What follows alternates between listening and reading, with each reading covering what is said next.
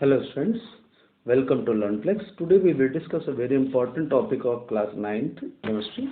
This is structure of atoms and this is the fourth chapter of class 9th science. Okay, first we start structure of atoms. Structure of atoms में सबसे पहले तो हमको ये जानना पड़ेगा, जो प्रीवियस टॉपिक है आपका डाल्टन्स एटॉमिक थ्योरी जो है, डाल्टन्स एटॉमिक थ्योरी जो कि वेरी इंपॉर्टेंट टॉपिक है आप कह सकते हैं, उसको हम पहले डिस्कस करेंगे कि डाल्टन्स एटॉमिक थ्योरी क्या है। क्योंकि डाल्टन्स ने ही पहली बार जो है एक एटम का जो है खाका खींचा था कि कैसा होगा एटम, कैसा एक संभावनाएं बताई थी, उसके बारे में लगभग चीज़ें डिस्कस की थी और उसको इसलिए उसको एक थियरी का नाम दिया जाता है। तो according to Dalton's theory, all matter whether an element or compound or a mixture, ठीक है, is a composed of small particles called atom. Means जो भी एलिमेंट्स हैं, कंपाउंड्स हैं, मिक्सचर्स हैं, ये सभी एक स्मॉल पार्टिकल के बने होते हैं और वो स्मॉल पार्टिकल क्या कहलाते हैं बेटा? एटम्स कहलाते हैं। और इन्होंने कुछ पॉस्टुलेट्स दिए हैं, मतलब जो पॉइंट्स दिए हैं उसको हम क्या बोल रहे हैं? पॉस्टुलेट्स बोल रहे हैं। तो the postulates of this theory may be stated as follows. First postulate क्या है इनका? All matter is made up of tiny particles called atom. मतलब इन्होंने एटम को डिफाइन किया और कहा कि जितने भी मैटर्स हैं वो एक किस टाइनी पार्टिकल्स के बने होते हैं और वो टाइनी पार्टिकल्स क्या हैं? एटम्स हैं। विच पार्टिसिपेट इन केमिकल रिएक्शंस। ये जो टाइनी पार्टिकल्स हैं वो केमिकल रिएक्शन में पार्टिसिपेट करते हैं। And second postulate is that atoms are individual particles. Means क्या है? ये individual particles हैं which cannot be created or destroyed in a chemical reaction. Means इसको किसी भी chemical reaction में बना नहीं सकते और ना ही डिस्ट्रॉय कर सकते हैं, ठीक है ना। मतलब कोई भी केमिकल रिएक्शन आप कराते हो, अब जैसे कोई केमिकल रिएक्शन सपोज दैट आप लोगों ने अब तक में थोड़े बहुत रिएक्शन पढ़े होंगे। ये सपोज दैट हमने कहा कि H2 plus half O2 gives out H2O, ठीक है ना, वाटर का फॉर्मेशन किया। यहाँ पे ये क्या एटम है, यहाँ पे हाइड्रोजन एटम है, यहाँ पे ऑक्सीजन एटम है। तो क्या ये मिलकर के दूसरा कुछ बना लिया? नहीं बना लिया। क्या है? H2O है, कंबाइंड फॉर्म में है, बस इसका नेचर एक नया कंपाउंड बन गया, नया प्रोडक्ट बन गया, इसका नेचर अलग हो गया, लेकिन इसके जो कॉन्स्टिट्यूएंट पार्टिकल है वो डिफरेंट नहीं हो गए, मतलब कोई नया तीसरी चीज नहीं बन गई यहाँ पे, ठीक है। Then third thing, atoms of a given element are identical in mass and chemical properties. तो identical in mass and chemical properties का मतलब क्या हुआ? प्रीवियस जो है कुछ थियरीज में हम लोगों ने इस चीज़ को डिस्कस किया हुआ है।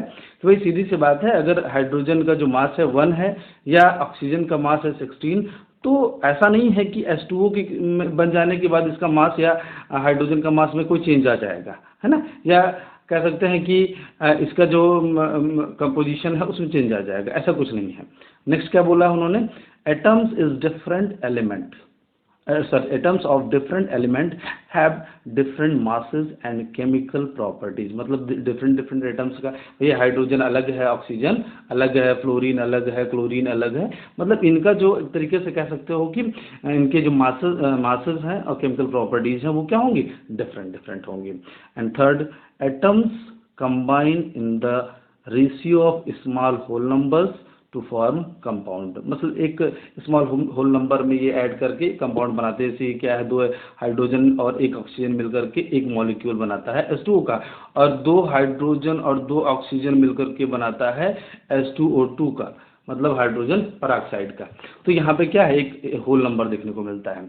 द रिलेटिव नेक्स्ट जो है आपका 6 जो है, और बेसिकली उन्होंने 6 पॉस्टुलेट्स ही दिए थे। द 6 पॉस्टुलेट क्या है? The relative number and kind of atoms are constant in a given compound, ठीक है। मीन्स जैसे क्या कांस्टेंट इन गिवन कंपाउंड का मतलब क्या बोल रहा है? यहाँ पे बोल रहा है कि जैसे H2O है तो इसमें ऑक्सीजन का जो नंबर है वो एक ही होगा। मतलब अगर वाटर का मॉलिक्यूल है तो उसमें number of oxygen is 1, and अगर हाइड्रोजन पेरोक्साइड का अगर मॉलिक्यूल है तो उसमें नंबर ऑफ ऑक्सीजन क्या होगा? 2 ही होगा, 1 नहीं हो सकता है, ठीक है ना।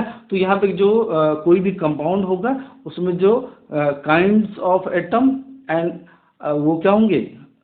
कांस्टेंट होंगे, और रिलेटिव नंबर्स भी क्या होंगे? कांस्टेंट होंगे। तो यहाँ पे ये वेरी इंपॉर्टेंट थ्योरी है, इसको हमने इसलिए समझा क्योंकि हम एक जनरल चीज़ समझ सकें कि एटम होता क्या है। एटम के बारे में जनरल डिस्कशन हो गया, लेकिन यहाँ पे एक चीज़ समझने वाली बात थी कि इन्होंने एक बात बोली थी कि टाइनी पार्टिकल है और जो कि फर्दर डिवाइड नहीं किया सकता है ना।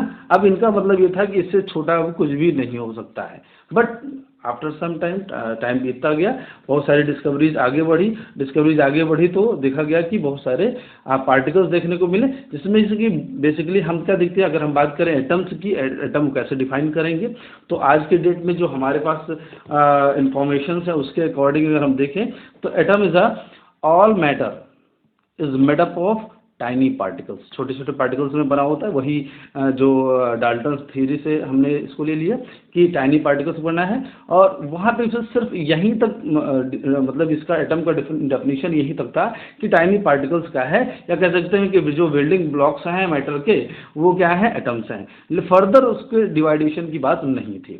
बट आफ्टर सम टाइम जब एक्सपेरिमेंट्स बढ़े या साइंटिस्ट ने डिस्कवरीज की या इन्वेंशंस आगे बढ़े, तो इलेक्ट्रॉन, प्रोटॉन और न्यूट्रॉन, तीन नए पार्टिकल्स जिनको कि फंडामेंटल पार्टिकल या सब एटॉमिक पार्टिकल्स जो बोलते हैं, उनकी डिस्कवरी हुई। तो यहाँ पे अगर हम होल एटम की जो है डेफिनेशन की बात करें तो ये क्या होगा, यहाँ पे all matter is made up of tiny particles which is made up of three fundamental or subatomic particles. This is known as first electron, electron denoted by, represented by E negative and negatively charged. This is the electron is negatively charged, and proton positive charge, positively charged. मतलब यहाँ पे क्या है, positive P plus represented by P plus is means electron is proton is a positively charged and neutron is neutral. It have no any charge. Means अगर हम atom को define करना चाहें तो एटम को डिफाइन क्या कर सकते हैं हम, all matter is made up of tiny particles which is made up of, जो कि खुद ही किससे बना हुआ है, three fundamental are subatomic particles known as electron, proton and neutron. अब यहाँ पे एक बात आता है कि अब हम तो यहाँ पे कुछ चीज़ें जो पहले से इंफॉर्मेशन है हमारे पास, अब जो पढ़ जाने के बाद इंफॉर्मेशन आती है तो उसके हिसाब से हम यहाँ पे क्या देखते हैं कि इलेक्ट्रॉन सेल्स में होता है और न्यूट्रॉन, प्रोटॉन न्यूक्लियस में होता है। ये एक जनरल स्ट्रक्चर है किसी भी एटम का। लेकिन फर्दर अगर हम देखें, जब अगर देखें कि हमें कुछ नहीं पता है, अभी डाल्टन से स्टार्ट कर रहे हैं हम, तो सबसे पहली जो डिस्कवरी होती है वो किसकी देखा गया, इलेक्ट्रॉन की देखा गया। हम यहाँ पे देख लेते हैं पहले discovery of electron. It was discovered by J Thomson 1897। 1897 में जे थॉमसन ने जो है इलेक्ट्रॉन की डिस्कवरी की, और यहाँ पे एक एक्सपेरिमेंट देखने को मिलता है। इस एक्सपेरिमेंट से आपका जो है जो इलेक्ट्रॉन की डिस्कवरी हुई है, यहाँ पे देखते हैं फॉर्मेशन ऑफ कैथोड रेज। यहाँ पे हम सबसे पहले क्या लेते हैं, यहाँ पे आपको फिगर दिख रहा है, इसमें क्या लिया गया, एक डिस्चार्ज ट्यूब ले लिया गया। क्या ले लिया गया, discharge tube. This is a discharge tube. इस डिस्चार्ज ट्यूब में हम क्या करते हैं, एक तो पहले तो वैक्यूम कर लेते हैं, लो मतलब जो प्रेशर है इसमें, एयर प्रेशर है, उसको क्या करते हैं, बहुत ही कम कर देते हैं। और दूसरा क्या है, दो इलेक्ट्रोड्स को लगा देते हैं, साइड में दो इलेक्ट्रोड लगा दिया गया है, यहाँ पे देख रहे हैं आप, और दोनों को एक वायर के थ्रू कनेक्ट कर दिया गया है बैटरी से, हाई इलेक्ट्रिसिटी देने के लिए। और दूसरा ये आपका दो इलेक्ट्रोड्स हैं, पहला जिसमें नेगेटिवली चार्ज है कैथोड और पॉजिटिवली चार्ज है एनोड। इन दोनों मतलब कैसे साइड में हमने एक एक इलेक्ट्रोड लगा दिए, जिसमें से एक नेगेटिवली चार्ज और एक पॉजिटिवली चार्ज, और दोनों को कनेक्ट कर दिया किससे, एक बैटरी के थ्रू। अब हम और दूसरी अगला क्या किया, यहाँ पे वैक्यूम कर दिया गया। वैक्यूम मतलब कि जो इसके अंदर जो एयर है उसको क्या कर दिया गया, निकाल दिया गया। कंप्लीटली नहीं, मतलब लो प्रेशर, एकदम बिल्कुल जो है पार्शियल प्रेशर एक तरीके से रखा गया। अब क्या होता है, इसमें जब हाई इलेक्ट्रिसिटी देते हैं तो इधर से कैथोड की तरफ से कुछ रेजेस निकल के एनोड की तरफ जाती हुई दिखाई पड़ती हैं, ठीक है ना। Basically these rays are invisible, मतलब ये देखने में दिखाई नहीं पड़ती, कह सकते कोई कलर हो, कोई कलरफुल हो, ऐसा नहीं है। हम क्या इसको देखने के लिए पीछे जो एनोड के जस्ट पीछे, या कह सकते हैं इस दीवार को एक फ्लोरेसेंस का यूज़ करते हैं, ZNS का यूज़ कर लेते हैं, और उस फ्लोरेसेंस पे ये एक चमक देता है, ठीक है ना। उससे पता चलता है कि कैथोड के जो आपका है उस साइड से कुछ रेजेस जा रही हैं एनोड की तरफ, और ये इन्हीं एनोड रेजेस को हम क्या बोलते हैं, सॉरी इन्हीं कैथोड जो से निकलने वाले रेजेस हैं उन रेजेस को हम क्या बोलते हैं, कैथोड रेज। मीन्स अगर हम एक एक करके देखें, in experiment in the experiment a gas at pressure was taken in a discharge tube made up of glass. ठीक है ना। मतलब यहाँ पे क्या है, थोड़ा सा मिस्टेक है शायद, इन the experiment gas at low pressure है यहाँ पे, ठीक है ना। यहाँ पे यहाँ होना चाहिए at low pressure was taken in a discharge tube made up of glass. Means जो ये आपका डिस्चार्ज ट्यूब है बेसिकली किस चीज़ का बना हुआ है, वो आपका ग्लास का बना हुआ है, ठीक है ना, जिसमें कि हम लो प्रेशर लेते हैं, ठीक है ना। At the end of discharge tube, two electrodes were placed connected to battery for high voltage supply। यहाँ पे कनेक्ट किया गया है, यह चीज देख चुके हो। और अगला क्या बोलते हैं, the collection of negatively charge. Sometimes हमें क्वेश्चन पूछा जाता है what is cathode rays, then we will say the collection of negatively charge particles emitted from cathode of discharge tube is called cathode rays. यहाँ पे ये बात समझ में आ रही होगी। और ये जो रेजेस हैं जो कैथोड से एनोड की तरफ जा रही हैं, बेसिकली इन्हीं रेजेस को हम क्या बोलते हैं, कैथोड रेज बोलते हैं। और फर्दर आगे जब इसकी डिस्कवरी इसको मतलब कह सकते हैं कि पढ़ा गया, तो पता चला कि यही जो कैथोड रेजेस हैं ये स्मॉल पार्टिकल्स की बनी हुई, वो स्मॉल पार्टिकल्स क्या है, आपके इलेक्ट्रॉन्स होते हैं। तो यहाँ पे हम इलेक्ट्रॉन्स के बारे में जान लेते हैं। इलेक्ट्रॉन्स जो होते हैं आपके, यहाँ पे फर्स्ट इंफॉर्मेशन है कि इलेक्ट्रॉन इज डिनोटेड बाय ई, है ना, यहाँ से ई नेगेटिव से आप डिनोट करते हो, and is negatively charge particle. This is a negatively charge particle. हमारे पास एक सिंपल इंफॉर्मेशन आ चुका है। अब यहाँ पे जैसे हम देखें यहाँ पे कैसे पता चला कि नेगेटिवली चार्ज पार्टिकल है, तो ये जो कहाँ से निकल रहा है, कैथोड से निकल रहा है। और कैथोड कैसा है आपका, नेगेटिवली चार्ज पार्टिकल है। या कह सकते हो कि अगर हम इस पार्टिकल में या इस एक्सपेरिमेंट के दोनों साइड यहाँ पे हम चार्जेस लगा दें, मतलब इधर मैग्नेटिक फील्ड लगा दें पॉजिटिव वाला, इधर लगा दें नेगेटिव वाला, दोनों तरफ हम मैग्नेटिक फील्ड लगा दें, तो ये क्या करेगा, टर्न हो जाएगा पॉजिटिव की तरफ। तो इससे भी प्रूफ हो जाता है कि ये जो पार्टिकल्स हैं, ये जो रेजेस हैं, ये कैसी हैं, नेगेटिवली चार्ज हैं, क्योंकि ये जो है अपोजिट डायरेक्शन में क्या हो रही हैं, अट्रैक्ट हो रही हैं। तो यहाँ पे एक चीज इन्फॉर्मेशन मिल रहा है आपको कि नेगेटिवली चार्ज पार्टिकल हो गया इलेक्ट्रॉन। और यहाँ पे अब आगे देखते हैं, तो the absolute charge over an electron is equal to 1.6 into 10⁻⁹ coulomb. कितना चार्ज होता है इसमें, नेगेटिव होता है, और कितना 1.6 इंटू 10⁻⁹ कूलॉम्ब।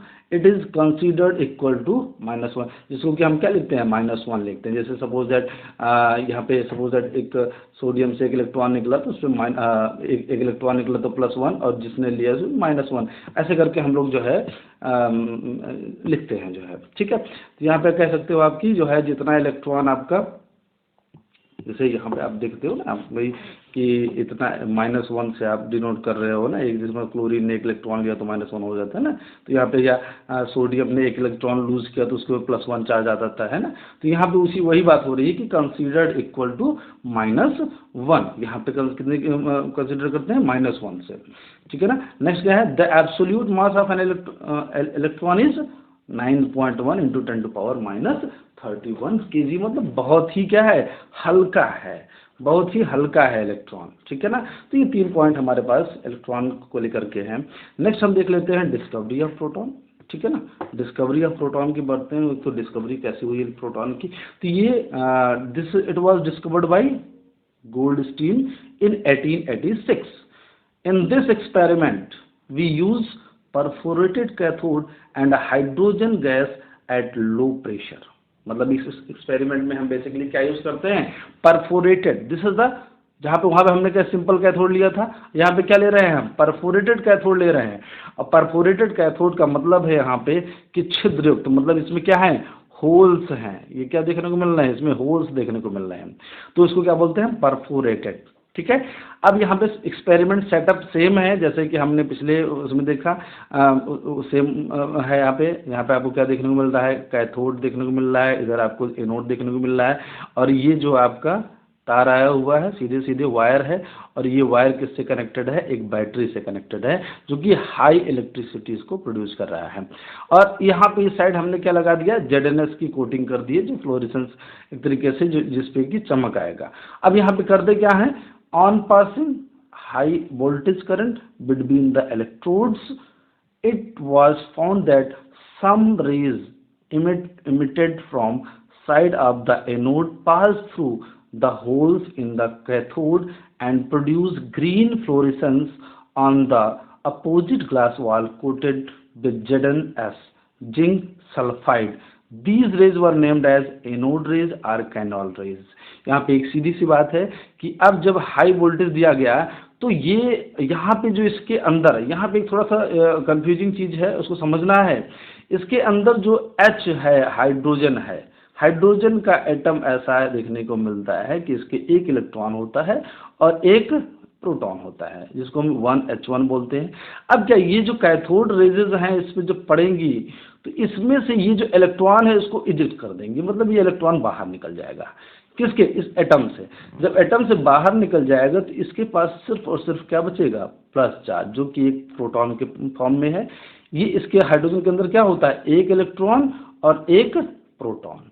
तो यहाँ पे क्या बच रहा है, सिर्फ और सिर्फ एक प्रोटॉन बच रहा है, और प्रोटॉन है बचा, मतलब हाइड्रोजन का जो न्यूक्लियस है वो बचा हुआ है। तो वो क्या करेगा, वो पॉजिटिव है तो इसलिए किधर जाएगा, कैथोड की तरफ जाएगा, मतलब नेगेटिव साइड में वो तुरंत ही क्या करेगा, घूम जाएगा, और घूम करके कहाँ पढ़ना शुरू कर देगा, जो कैथोड है, जो परफोरेटेड कैथोड हमने लिया है, उस परफोरेटेड कैथोड के पीछे उसके वॉल पे जाकर के ये ग्रीन कलर की लाइट जो है दिखाएगा, फ्लोरेसेंस चमक दिखाएगा कि ग्रीन कलर का एक चमक देखने को मिलेगा।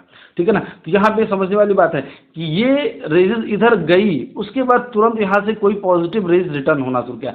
ये एनोड से नहीं निकल रही है, ये समझने वाली बात है बेटा कि ये एनोड से नहीं निकल रही है। कहाँ से निकल रही है, इसमें जो लो प्रेशर में हाइड्रोजन भरा हुआ है ना, लो प्रेशर में जो हाइड्रोजन भरा हुआ है उस न्यूक्लियस को आयोनाइज करके, उस एटम को आयोनाइज करके पॉजिटिव चार्ज जो है वो क्या है, दूसरी तरफ जा रहा है, और वही पॉजिटिव चार्ज क्या कहलाता है आपका, एनोड रेज कहलाता है। वही पॉजिटिव चार्ज क्या कहलाता है आपका, एनोड रेज कहलाता है।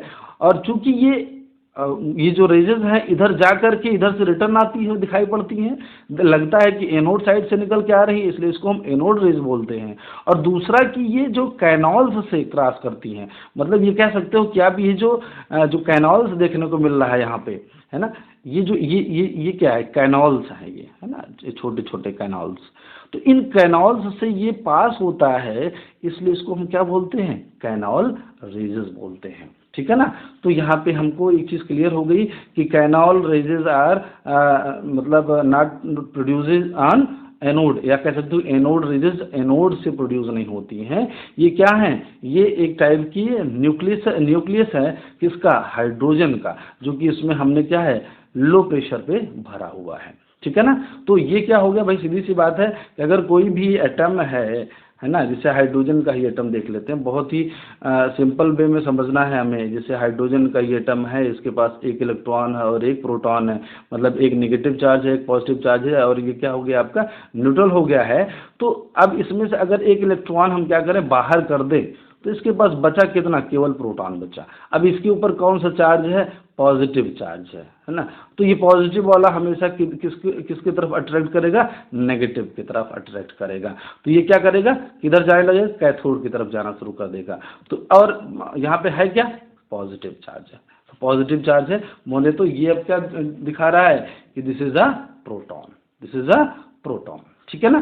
फर्दर जब हम कैनॉल रेज की जो है जब स्टडी करते हैं तो हमें पता चलता है कि ये जो रेजेस हैं वो कैसी हैं, आपकी पॉजिटिवली चार्ज है। या कह सकते हो अभी इसी में क्या करें हम, यहाँ पे मैग्नेटिक फील्ड लगा दें, कैसे मैग्नेटिक फील्ड लगा दें, इधर नेगेटिव लगा दें, इधर पॉजिटिव लगा दें, तो क्या होगा, ये रेजेस टर्न कर जाएंगी किसके side, positive sorry negative side में आपकी ये रेजेस टर्न हो जाएंगी, किस साइड, नेगेटिव साइड ये टर्न हो जाएंगी, ये ऐसे टर्न हो जाएंगी आपके रेजेस, ठीक है ना। इससे प्रूफ होता है कि these canal rays are positive rays, या कह सकते हैं कि इसको हम एनोड रेज बोल सकते हैं, क्योंकि उस साइड से आती हुई नजर आती हैं, ठीक है ना।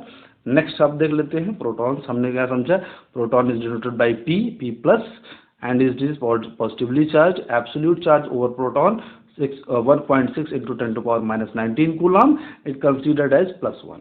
सेम चार्ज है यहाँ पे, इसके पास positive 1.6 into 10 to power minus 19 है, और उधर जो इलेक्ट्रॉन के ऊपर negative 1.6 into 10 to power minus 19 होता है, ठीक है ना। ये समझने वाली बात है।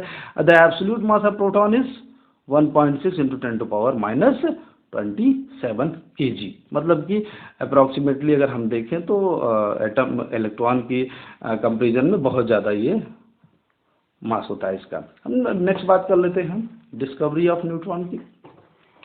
तो it was discovered by Chadwick in 1932। किस ईयर में डिस्कवर हुआ, 1932। और ये एक चीज़ और समझने वाली बात है, ये कब डिस्कवर्ड हुआ, 1883। और यहाँ पे और इसके देख लो ईयर वाइज 1897, 1883 एंड 1886, और यहाँ पे क्या है आपका 1932। मतलब प्रोटॉन डिस्कवरी बहुत बाद में होती है। और ये जनरल डिस्कवरी कैसे किया गया इसको देख लेते हैं। जो आपका बेरियम है, हाइड्रोजन हीलियम लिथियम बेरियम, बोले तो 4 atomic number, mass 9 and 2He4 कह सकते हैं, बम्बार्डमेंट करा दें, कार्बन C6 12 प्लस 0N1, ठीक है ना। तो यहाँ पे क्या है, एक ऐसे पार्टिकल, भाई यहाँ पे 9 है प्लस 4 है, क्या होना चाहिए बेसिकली 13 होना चाहिए, और ये 4 है 2 है 6 होना चाहिए। आया क्या, कार्बन 6 14, तो यहाँ पे एक बचा है ना, एक जो ये एक इलेक्ट्रॉन यहाँ पे एक पार्टिकल बच रहा है, तो वही वो पार्टिकल क्या है यहाँ पे, न्यूट्रॉन है, ठीक है ना। तो ये यहाँ पे डिस्कवरी कैसे हुई, बेरियम के ऊपर अगर हम हीलियम की बम्बार्डमेंट कर दें तो कार्बन बनता है, और प्लस कुछ पार्टिकल्स निकलते हैं जो कि अगर हम पॉजिटिव और नेगेटिव, है ना, पॉजिटिव नेगेटिव इलेक्ट्रिक फील्ड भी लगाते हैं तो ये किसी भी तरफ मुड़ता नहीं है, किसी भी तरफ नहीं मुड़ता है, सीधे चला जाता है। It means they are neutral, means it is denoted by N। Neutral को हम कैसे लिखते हैं, N से लिख देते हैं, स्मॉल n से, and is a neutral particle. The absolute mass of neutron is 1.6 into 10 to power minus 27 kg, ठीक है ना, इसका भी वजन। नेक्स्ट मतलब अप्रोक्सीमेटली किसके इक्वल है, प्रोटॉन के ही है। The relative mass of neutron is equal to 1, ठीक है ना। नेक्स्ट देख लेते हैं हम लोग। अब यहाँ पे हमने इलेक्ट्रॉन की डिस्कवरी, प्रोटॉन की डिस्कवरी और न्यूट्रॉन की डिस्कवरी देख लिया। अब यहाँ पे अब ये मामला आ जाता है कि क्या ये इलेक्ट्रॉन प्रोटॉन न्यूट्रॉन कैसे अरेंज्ड हैं, है ना। अब भाई यहाँ तक तो हमने देखा कि डिस्कवरी हो गई, डाल्टन्स ने बताया कि ऐसे ऐसे होता है कि टाइनी पार्टिकल्स हैं, ये किसी का मतलब केमिकल रिएक्शन में पार्टिसिपेट करते हैं, इनको किसी केमिकल रिएक्शन में बनाया नहीं जा सकता। और उसके बाद फिर इलेक्ट्रॉन प्रोटॉन न्यूट्रॉन डिस्कवरी हो जाती है। इलेक्ट्रॉन का नेचर पॉजिटिव नेगेटिव है और प्रोटॉन का नेचर पॉजिटिव है, न्यूट्रॉन का नेचर जो है न्यूट्रल है। तो यहाँ पे जब मामला आ गया इलेक्ट्रॉन प्रोटॉन का, तो एक पॉजिटिव है दूसरा नेगेटिव है। अब इनका अरेंजमेंट कैसे हो, मतलब ये एटम में कैसे अरेंज है, मतलब अगला एक जबरदस्त क्वेश्चन निकल के आता है कि वो अरेंज कैसे हैं। तो फर्स्ट जो अटेम्प्ट लिया इन्होंने कि इसको अरेंज करने का, तो वो लिया अटेम्प्ट इन्होंने थॉमसन ने। थॉमसन ने ये बताने की कोशिश करा कि कैसे इलेक्ट्रॉन प्रोटॉन अरेंज हैं, और ये एक हाइपोथेटिकल प्रोसेस, मतलब हाइपोथेटिकल एक सोच से इन्होंने बताया कि कैसे मतलब पॉसिबल एटम्स मतलब एटम का कैसा मॉडल होगा, एटम कैसा होगा, है ना। तो वो उन्होंने एक बात बोली कि एटम्स लाइक अ पुडिंग, ठीक है ना, ये कैसा है, ये प्लम पुडिंग टाइप का है। और इसलिए क्या बोलते हैं Thomson, it is also known as Thomson pudding model, और ये कह सकते हैं वाटरमेलन। मतलब दूसरा क्या बताने की कोशिश किया कि जैसे तरबूज जैसा होता है ये, है ना, इसलिए इनके मॉडल को तरबूज मॉडल भी बोल देते हैं, ठीक है ना। किस ईयर में किया, 1903। मतलब इनके मॉडल के टाइम पे न्यूट्रॉन की डिस्कवरी नहीं हुई थी, neutron is was not discovered, अभी हमने जस्ट बात किया 1932 में हो रहा है, और ये कब कर रहे हैं, इनका जो मॉडल आ रहा है 1903 में। तो मतलब अभी ये बहुत ही पहले ही इन्होंने दे दिया, उसके बहुत सालों बाद जो है न्यूट्रॉन की डिस्कवरी हुई थी। तो यहाँ पे मामला था प्लस और माइनस को सेट करने का, प्लस और माइनस को क्या करना था, सेट करना था कि कैसे सेट है, जबकि अपोजिटली चार्ज हैं आपस में क्या करेंगे, कंबाइन करके फ्यूज हो जाएंगे, खराब हो जाएंगे। तो यहाँ में इन्होंने एक मॉडल दिया, उस मॉडल में क्या समझाया उन्होंने कि an atom may be regarded as a positively charge sphere consisting of protons. उन्होंने क्या बोला, एक पॉजिटिव स्फीयर है लाइक दिस, पॉजिटिव स्फीयर, मतलब ये सब क्या है, पॉजिटिव स्फीयर है ना, जो ब्लैक कलर से यहाँ पे दिखा रहा है आपका, पॉजिटिव स्फीयर है, और इसमें electrons, the negatively charge electrons may be regarded as the embedded in this sphere. यहाँ पे क्या है, एम्बेडेड है, लाइक जैसे आप कह सकते हो कि तरबूज का जो रेड पार्ट होता है ना, वो क्या है आपका red part of watermelon, watermelon. यहाँ पे क्या है, वो पॉजिटिव स्फीयर्स है, और उसमें सीड्स कैसी हैं, इलेक्ट्रॉन्स लाइक अ सीड्स, है ना, electrons are embedded in positive sphere, and कह सकते हो the positive charge due to the presence of, अब यहाँ जो पॉजिटिव चार्ज है वो किसकी प्रेजेंस की वजह से है, ड्यू टू, यहाँ पे पॉजिटिव चार्ज जो है वो due to electron, due to proton है, ड्यू टू प्रोटॉन, ठीक है ना। यहाँ पे दिया हुआ है the presence of proton, and negative charges due to the presence of electron, मतलब नेगेटिव चार्ज किसकी वजह से है, इलेक्ट्रॉन की वजह से है। Electrons balance each other and atom is electrically neutral, मतलब एक दूसरे को क्या कर रहे हैं, बैलेंस कर रहे हैं, मतलब जितना पॉजिटिव है उतना नेगेटिव है, और ओवरऑल दोनों एक दूसरे को कैसे बना दे रहे हैं, न्यूट्रल बना दे रहे हैं। यहाँ पे आपको देखने को मिला ये पॉजिटिव स्फीयर, और ये आपका एम्बेडेड सीड्स हैं, कह सकते हो कि एम्बेडेड इलेक्ट्रॉन्स हैं, जो कि लाइक अ सीड है आपके, ठीक है ना, सीड की तरह आपको एम्बेडेड दिखेंगे। तो ये जनरल इनका मॉडल था, एक हाइपोथेटिकल मॉडल था कि ऐसा होगा, न्यूट्रल होगा वो, ठीक है ना। ये सिर्फ इतना समझा दिया गया कि बस न्यूट्रल होगा, इतनी बात उन्होंने समझाने की कोशिश करी। उसके अलावा उन्होंने मतलब इनके बहुत सारे ड्रॉबैक्स हो सकते हैं, लेकिन जनरल हम अगर बात करें इनकी जो ड्रॉबैक्स क्या निकल के आ रहे हैं, तो या the main drawback of this model was that it was unable to explain main characteristics of atoms, मतलब किसी भी कैरेक्टरिस्टिक की बात ही नहीं कर पाए इस तरीके से ये। और दूसरी चीज़ की जो आगे हम फर्दर आगे पढ़ेंगे एक्सपेरिमेंट, जो कि कह सकते हैं कि गोल्ड फॉयल मॉडल है, उसको भी ये जो है नहीं एक्सप्लेन कर पाए हैं। तो सेकंड कह सकते हैं this is a no experimental evidence, there is no experimental evidence in support of this model, इस मॉडल के सपोर्ट में कोई भी एक्सपेरिमेंटल एविडेंस नहीं मिलता है।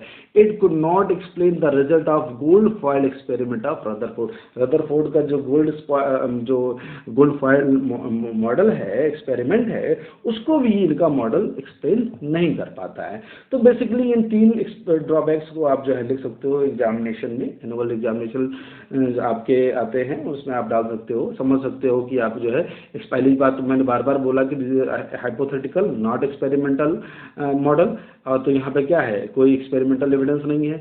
अब एक्सपेरिमेंटल एविडेंस मतलब गोल्ड फॉयल एक्सपेरिमेंट जो फर्दर आगे आपका रदरफोर्ड ने किया, उसको भी एक्सप्लेन नहीं कर पाता है। तो यहाँ पे हम अब क्या है, इतने तक रोकेंगे क्लास को। नेक्स्ट जो है, जब हम नेक्स्ट पार्ट में बनाएंगे इसका, उस नेक्स्ट पार्ट में बेसिकली हम मॉडल्स देखेंगे, रदरफोर्ड का देखेंगे और बोर्स का मॉडल देखेंगे हम, आइसोटोप, आइसोबार, मतलब नेक्स्ट जो वीडियो होगा हमारा उस पर हम जाए। अभी हमने एक बेसिक आइडियाज़ ले लिए, इलेक्ट्रॉन, प्रोटॉन, न्यूट्रॉन, उसकी डिस्कवरी देख लिया, और पहला जो मॉडल था थॉमसन का, जो कि वाटरमेलन मॉडल था, उसको हमने इस वीडियो में देखा। नेक्स्ट हम कुछ इंपॉर्टेंट क्वेश्चंस की बात कर लें। अब यहाँ बात क्या what are canal rays, canal rays क्या होता है हमने बात किया। हमने क्या बोला था भाई, सीधी सी बात बोली कि जो आपके परफोरेटेड, जो हमने क्या लिया था, परफोरेटेड कैथोड, है ना, जो परफोरेटेड कैथोड से पास हो रही थी ना, वो क्या थी, कैनाल रेजेस थी, उन्हीं को क्या बोला, क्योंकि इसको हम क्या मान रहे हैं, कैनॉल्स मान रहे हैं। कैनॉल मतलब समझते हैं ना, गुफा टाइप का, है ना। तो या कह सकते हैं कि जो बड़े नाले होते हैं ना, तो वो उससे पास हो रही हैं, इसलिए, है ना। तो वाटर कैनॉल रेट्स आप देख सकते हो समझ में आ गई होगी बात अब तक में। If an atom contains 1 electron and 1 proton, it is carry any charge, no. क्या हो जाएगा भाई, सीधी सी बात है, एक पॉजिटिव है एक नेगेटिव है, तो दोनों एक दूसरे को क्या कर रहे हैं, कैंसिल आउट कर दे रहे हैं, तो इसके ऊपर कोई भी चार्ज नहीं होगा। नेक्स्ट क्वेश्चन है आपका, on the basis of Thomson's model, ठीक है ना, model of atom of an atom, model यहाँ पे गैप नहीं है, model of an atom, explain how the atom is neutral as a whole. But भाई उन्होंने ये तो सीधी सी बात बोला था कि जो पॉजिटिव स्फीयर है वो क्या है भाई, भाई हम यहाँ पे देख लेना, ये चीज़ तो ना, पॉजिटिव स्फीयर और electrons are embedded in positive spheres और टोटली दे आर न्यूट्रल, है ना। तो यहाँ से ये हमको निकल के आ जाएगा। नेम ऑफ द 3 सब एटॉमिक पार्टिकल्स, तो वो क्या है, इलेक्ट्रॉन्स हैं, प्रोटॉन्स हैं और न्यूट्रॉन्स हैं। Compare the properties of electron, proton and neutron, ये आप कर सकते हो, आसानी से कर लो, क्योंकि इलेक्ट्रॉन के ऊपर कितना चार्ज होता है, नेगेटिव है ये, पॉजिटिव है ये, न्यूट्रल है, इसके ऊपर कोई चार्ज ही नहीं है ना, इसकी डिस्कवरी है ना, तो कंपेयर कर सकते हो आप। What are the limitations of J Thomson atomic model, ये भी हमने देख लिया है। तो ये कुछ क्वेश्चंस होते हैं जो कि इस टॉपिक से आपको देखने को मिलते हैं, ये एग्जामिनेशन में आपके आते रहते हैं, और ये एनसीईआरटी के क्वेश्चंस भी हैं, बेसिकली एनसीईआरटी के जो है एक्सरसाइज में आपके दिए हुए हैं। तो इसको जो है हमने डिस्कस किया, और अब नेक्स्ट जो इसका बचा हुआ पोर्शन है उसको हम नेक्स्ट वीडियो में कंक्लूड करेंगे फुल टू फुल, ठीक है ना। तो आपको अगर वीडियो अच्छा लगा है तो बेटा लाइक करिए, शेयर करिए, सब्सक्राइब करिए। आप लोग जानते ही हो कि करना है, आपको सब्सक्राइब करना है, शेयर करना है सबसे, ठीक है ना। Okay, thank you.